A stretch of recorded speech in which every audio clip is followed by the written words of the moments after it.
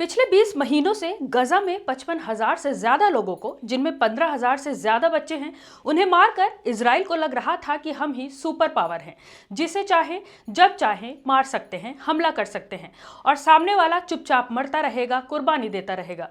लेकिन इस बार ईरान ने पलटकर जो जबरदस्त वार किया है, उससे इजराइल को अपनी नानी जरूर याद आ गई होगी। ईरान ने इजराइल के एयर डिफेंस सिस्टम का ये हाल कर दिया कि इजराइल की तरफ से छोड़ी गई मिसाइलें खुद इजराइल में ही गिरी जा रही हैं। इजराइल ने कभी सोचा भी नहीं होगा कि उस पर भी इस तरह का कोई पलटवार कर सकता है कि उनके नागरिकों को अब बंकरों में ही रात गुजारनी पड़ेगी। अब इजराइल दुनिया के सामने रो रहा है कि उसके नागरिकों पर हमला किया जा रहा है, और वो खुद जो पिछले 20 महीने से गजा और वहां की महिलाओं और नन्हे बच्चों के साथ जो कर रहा है, वो शायद उसे याद नहीं है। ईरान में जो हमला किया उसमें 400 से ज्यादा लोग मर गए, जिसमें 90% से ज्यादा लोग सिविलियन हैं। वो उसे याद नहीं, लेकिन अपने यहाँ 24 लोगों के मरने पर वो दुनिया को ये बता रहा है कि उनके यहाँ सिविलियंस पर हमला किया जा रहा है। दोनों देशों के बीच तकरार कम होती हुई नजर नहीं आ रही। एक तरफ इजराइल ईरान के तेहरान पर अटैक करता ही जा रहा है और दूसरी तरफ ईरान इजराइल पर डबल अटैक कर रहा है। ईरान ने अब तक 270 से ज्यादा मिसाइल इजराइल पर दागी हैं।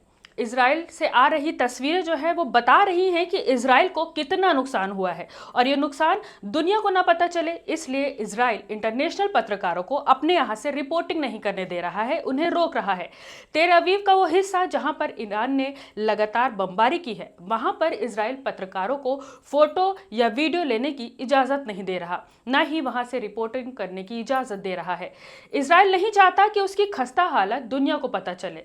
अगर वहां से खबरें दुनिया को, उनकी वहां की तस्वीरें जो है वो दुनिया के सामने आ जाएंगी, तो उसका जो सुपर पावर बनने का दिखावा है वो फुस हो जाएगा। न्यूज एजेंसी रॉयटर्स में एक चौंकाने वाली रिपोर्ट आई, जिसमें बताया गया कि अमेरिका के राष्ट्रपति डोनाल्ड ट्रंप ने हाल में ही इजराइल के उस प्लान को रोक दिया जिसमें ईरान के supreme leader Ayatollah Ali Khamenei को मारने की बात की गई थी। ये दावा खुद अमेरिकी अधिकारियों ने समाचार एजेंसी रॉयटर्स को नाम ना बताने की शर्त पर बताया है। इस बात से यह अंदाजा लगाया जा सकता है कि इजराइल अपना हर कदम अमेरिका को बताकर उसकी सहमति और उसकी मर्जी के साथ उठा रहा है। इजराइल ने ईरान के टॉप कमांडर्स को मारने के साथ साथ सुप्रीम लीडर को मारने का भी प्लान बनाया था, जिसमें सुप्रीम लीडर को मारने की सहमति ट्रंप ने नहीं दी। यानी बाकी जो कमांडर्स मारे गए उनको मारे जाने के प्लान में अमेरिका के राष्ट्रपति डोनाल्ड ट्रंप पूरे तरीके से शामिल हैं। भले ही डोनाल्ड ट्रंप फ्रंट फुट पर आकर नहीं खेल रहे, लेकिन अंदरूनी सपोर्ट पूरा का पूरा इजराइल को दे रखा है। कब, कहां, कैसे, किस पर हमला होगा, ये सब कुछ डोनाल्ड ट्रंप को पहले से ही पता है। दूसरी तरफ ईरान है, जिसके पास किसी भी अरब मुल्क की मदद नहीं है, कोई सपोर्ट नहीं है, फिर भी वो अकेला इजरायली ताकतों से लड़ रहा है। मरने वालों की बात करें तो मौतों की गिनती ईरान की तरफ ज्यादा है। इजराइल ने एक ही दिन में ईरान के टॉप लीडरशिप को एक साथ मार डाला, और इस हमले से इजराइल ने दुनिया को यह बता दिया कि उसकी पकड़ कितनी अंदर तक है।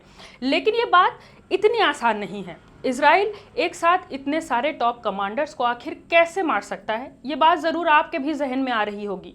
इसका जवाब आपको कल की एक खबर में मिल जाएगा। दरअसल ईरान ने अपने ही देश में कई सारे मोसाद के एजेंट्स गिरफ्तार किए। ये लोग ईरान में बैठकर ईरान की निजी और खुफिया जानकारी इजराइल तक पहुंचा रहे थे। कौन सा अधिकारी किस वक्त कहां पर है, ये सब कुछ इजराइल को बताया जा रहा था। मोसाद के ये एजेंट्स ईरान में बैठकर ईरान के पैसों से ईरान में ही ड्रोन को असेंबल कर रहे थे और खुद ईरान के अंदर ही हमले कर रहे थे। यानी ईरान में कारों के अंदर जो बम धमाके हुए वो खुद मोसाद के लोग कर रहे थे। मतलब ईरान बाहर से इजराइल पर हमला कर रहा है, साथ ही ईरान के अंदर बैठकर मोसाद के एजेंट्स के जरिए भी ईरान के अंदर हमले कर रहा है। यानी ईरान को दोनों तरफ से नुकसान हो रहा है और अब उसे दोनों से ही लड़ाई लड़नी पड़ रही है। सोशल मीडिया पर एक वीडियो भी वायरल हुआ जहां पर ईरानी पुलिस एक ट्रक का पीछा कर रही थी और इस ट्रक में ड्रोन थे जो कि मोसाद के एजेंट्स ऑपरेट कर रहे थे। इस ट्रक को पकड़ लिया गया है। इसके अलावा एक घर पर भी छापे मारे गए जहां पर ड्रोन बनाने वाली मशीनें मिली, इक्विपमेंट मिले, यहाँ पर ड्रोन को असेंबल किया जा रहा था। इजराइल खुद तो न्यूक्लियर पावर है, लेकिन वो अपने दुश्मन देशों को न्यूक्लियर पावर नहीं बनने देना चाहता। उनसे खतरा महसूस होते ही उन पर अटैक कर देता है। इजराइल पहले भी 1981 में इराक के साथ और 2007 में सीरिया के साथ भी ऐसा कर चुका है। अभी इन देशों की क्या हालत है ये तो हम सभी जानते हैं। 4 दिनों से चल रही इस लड़ाई में अब तक ईरान के 406 लोगों की मौत हो चुकी है। इसके अलावा यूएन न्यूक्लियर एजेंसी ने एक डराने वाली चेतावनी भी दी है।